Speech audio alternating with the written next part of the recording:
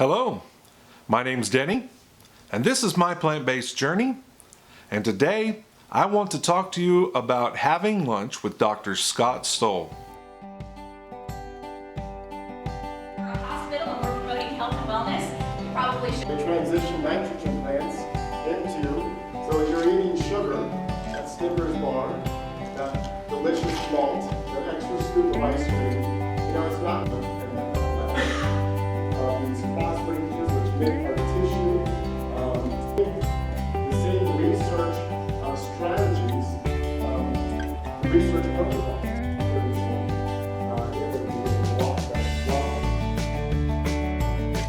Now, Dr. Stoll came to town with the hospital here, the Midland Hospital, and he was presenting today a lecture during the lunch hour. And I hightailed it over there so I could sit in the front row and listen to the lecture and also have a lunch. And I'll share a picture of that lunch right now. And I was able to listen to a lecture from him entitled Atoms to Earth, a Plant-Based Solution. And I got to tell you, I've been to a few things now over the last few months, and I've listened to a lot of lectures online, but I've got to tell you, this may have been the best lecture that I've ever heard on the plant-based diet and why you should be on it. And he dealt with things from the atom all the way through the body and how it affects your genes and DNA, and just very informational. I learned a lot. Things that I hadn't heard before. On top of that, he was very kind and warm in his presentation and friendly. You could just tell that he really cares and that he's trying to impact the world. He told his story a little bit about how he started down this road, and it was just one of compassion and how he cared about the person asking questions and wanted to find the real answer. And like many of us, he started looking and he went through all the diets that are out there, and he began to figure out that these things are not good and they're all different, kind of like what Dr. Gupta said in the lecture that I heard him present. There's a lot of misinformation. It's hard to know what's right. And so Dr. Stoll began to put together the puzzle pieces, if you will, and came to the conclusion that he needed to be promoting, teaching, and participating in this whole food plant-based nutrition. And so I wanted to share some of the things that I learned today. I hope they help you. It was just so exciting to me, and often when I learn things, I want to share them with others. And so I thought I'd talk to you about it today. Before I get into his talk, I did want to tell you that he was very complimentary of this part of the world, and it might be hard to believe that in Midland, Texas, there are some things growing and developing within the hospital system and within the community where people are working together to drive health. The hospital at Midland Memorial has started a plant-based program for their employees, wellness program. There are some places where people can go and grow fruits and vegetables and have their own little plot to have their garden. There are programs like the Food is Medicine program, which I've mentioned to you before. There are speakers and this lecture, like the one I was able to hear today, that they've brought in, and he was very complimentary of the work that's being done here. And again, I've got to tell you that I'm in 100% agreement. I had no idea that I would find this when I came out here, but being a part of the community and just hearing the presentation that was going to be available just was uplifting and encouraging, and I had to make sure I got a seat. And so I did. I rushed over there and listened to a wonderful, wonderful lecture on health, eating the right ways. One of the things that he talked about in all those diets that he researched is, there's so many different philosophies out there, and the truth is most of them don't work. In fact, very few people 5 years down the road have kept the weight off, any weight off, even 20 pounds. And he said the average success rate's only about 15% to keep anything off for this 5-year period. But with a whole food plant-based diet, it becomes your life. It's not really a diet, it's a way of eating, it's a way of life, it's your nutrition pattern. And the best part about it is it will reverse those diseases. It will help you be healthy. It's not just about losing weight. It's good to lose weight, and I want to lose weight, but that's not my focus. My focus is, how do I make sure my heart is right, that my diabetes goes away, that my blood pressure is normal. Those are the things that matter most, and the weight will come. I know that it will. You know, one of the discussions was that it takes 12 to 18 months for people to improve and get to where they need to be. You know, that's exactly what I'm trying to do. To be able to be at my best health as an adult within that 18-month window. That's what I want to do. I want to improve my health, and I want to be something that's steady and progressive and that I can endure, something that I won't give up on, something that is going to be a permanent, lasting part of my life. I've done all the other things, yo-yo, up and down and up and down. I've lost weight, I've run marathons, I've lifted a lot of weights, I've eaten just about every kind of program that's out there. But they don't last, they don't work, they're hard on your body, they don't make you healthier. Even if you lose weight, it didn't change your heart. And so eating a whole food plant-based diet can do that. And so it was very motivational, it was encouraging, and it was instructional. I don't know if you know Dr. Stoll, but I hope you'll get to know him because he can help you out.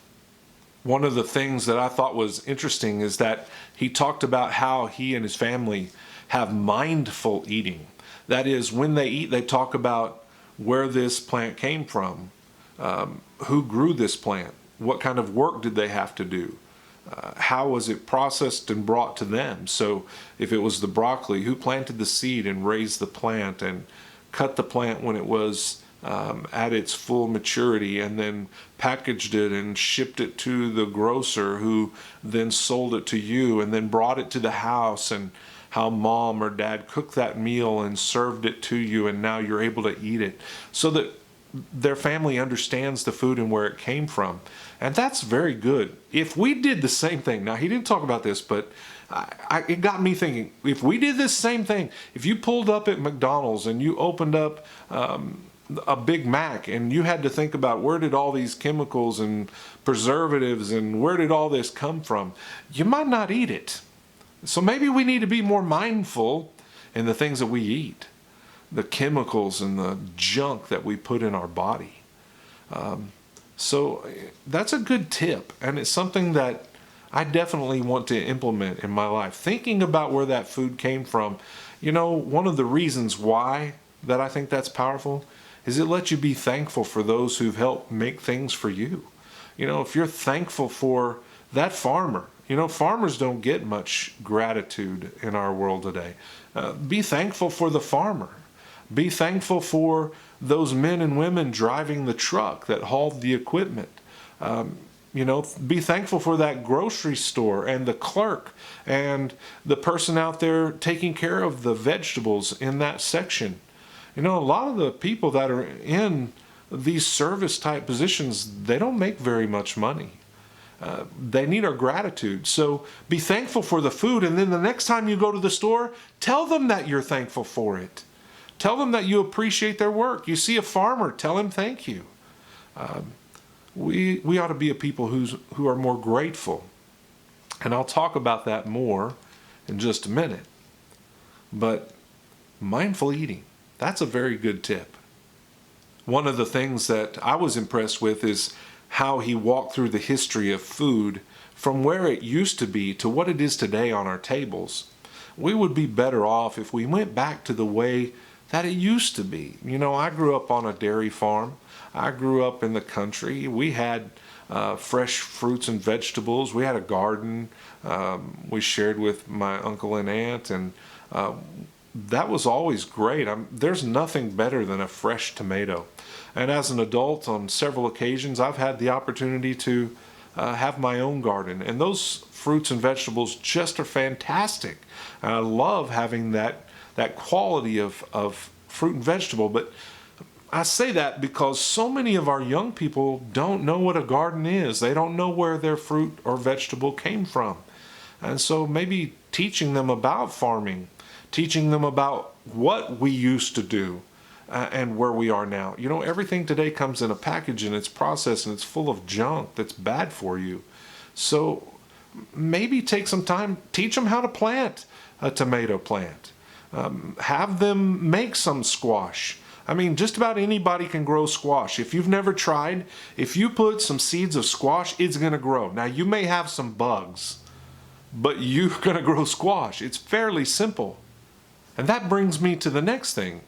As he talked about the history of food, he talked about how we went away from the manure to nitrogen. And with nitrogen came some byproduct. Basically, the plants put off something that draws insects, which led us to put more pesticides and things along those lines, which meant we ended up needing the adaptation so that the plants would survive those chemicals. And so now we have GMOs. And the truth is, we should have just gone back to making the healthy foods and we would have been better off. He talked about how we went from having livestock out on the prairie, out in the pasture, to being in stalls, stanchions. Some call it the silo effect. We're all in one little place. And what ends up happening is when people are crammed together or when animals are crammed together, disease is pretty easy to spread. As a preacher, one of the things that I've done is drive a school bus to help make a living. Also, it helps me get to know people in the community and things along those lines. But when I'm driving a school bus, I would often have colds. I would have sniffles and my nose running because the kids crammed in that bus would be bringing it on a regular basis. I don't know how school teachers do it without being sick all the time. I think they probably develop some immunity, but anytime something is crammed in together like that, you're going to have more disease. So with disease came all the antibiotics and things that have been added to livestock. I heard something recently, it's something like 65% of all the antibiotics used in our country are actually used on animals. And with that, one of the big things that the medical field is worried about is resistance to those antibiotics and what that's going to mean for disease and infection going forward. Again, if we would have just gone back to doing things the way that, I'll just say, the way it was originally designed, let's put it that way, we would be healthier people. Then he talked about sugar. And this was amazing to me. In 1890, the average person consumed 5 pounds of sugar. But today, amazingly, the average person has 170 pounds of sugar a year. Nobody goes out and buys 170 pounds of sugar to consume. But we get that sugar, and we get all that added sugar in all those processed foods. I've shown how to make a marinara sauce without using oil. And there are other ways. I make it several ways. That's just one way I showed it. But, pulling up marinara that's pre-made, you're going to see that it's got oil and you'll see that it's full of sugar. You pull up a lot of ingredients. We were grocery shopping last week and we saw something that looked interesting and we just wondered, is this healthy? Is this something that we could eat? And you started looking and there's about 6 or 7 different ways in which sugar is being delivered in that product. And that's how we end up eating 170 pounds of sugar a year. So we've got to get around that. We've got to stop. We've got to go back to eating healthy, whole foods that are not processed, and we'll eliminate some of those downfalls that are in the modern food because of processing. Another interesting fact was when he talked about the average diet, The standard American diet, the acrostic for that is SAD. It's a SAD diet, standard American diet.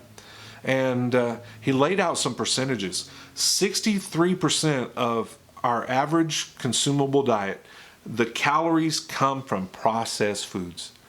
That's amazing. 63% come from processed foods. Then the next category, 25% comes from animals. Again, a lot of that is processed. And then there's 12% that come from plants, technically. But the bulk of that comes from French fries and ketchup. Tomatoes, I guess, in the ketchup. French fries and ketchup. So a very small percentage actually comes from people eating plants. So I'm glad to say that I used to be one of those people, and now I'm eating a lot of plants. I've had nothing but plants today and yesterday and the day before that and the day before that, and on it goes. So eating from that whole food plant-based diet will change some of those things with that SAD diet. So one of the things that impressed me is, while we did talk about that 12 to 18 months to completely change your health and restore your health to what it should be, 12 to 18 months, and I'm counting on that. I'm banking on it. I'm eating for it. That many of the things that you can do to improve your health can happen in a week, in just a short period of time. There's a lot of programs out there that are 7-day or 10-day or 14-day changes to help you get your health right. And just in that short period of time, you'll see your blood pressure drop, your blood sugar drop, your cholesterol levels drop. You'll be able to see weight loss and improvement just in a short period of time. And I'm going to challenge you. Try to eat a whole food plant-based diet. And don't eat junk food, okay? Let's stay away from that. Let's eat the whole food plant-based. Let's have some oats and some berries for breakfast, and let's have a salad and beans and rice and corn for lunch, and let's have some potatoes and another salad and some broccoli and spinach and all those things I talked about from Dr. Esselson's program of the greens. Start eating that way. Give it 10 days. Give it a week. Just tell me the truth. When you get done with that week to 10 days or 2 weeks, or give it a month. I mean, what are you going to lose if you give it a month? Well, you might lose some weight, you might lose some cholesterol, you might lose your blood pressure, and you might lose some of your blood sugar. But you're not risking anything to eat some plants for a month. Give it a try. Try it for a week. If you need help, let me know. I'll help you. I'll provide you with some ideas for menus. But see what happens. In just a week, you can have dramatic effects on your health. I enjoyed my time today.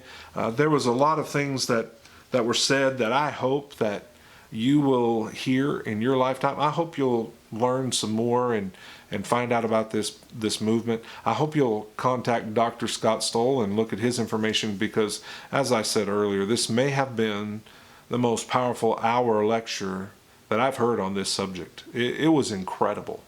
Just things like how it takes so much land to produce the food for all the livestock, but if we were producing whole food plant-based foods for the world, it would take much less space, and you can look up all the facts.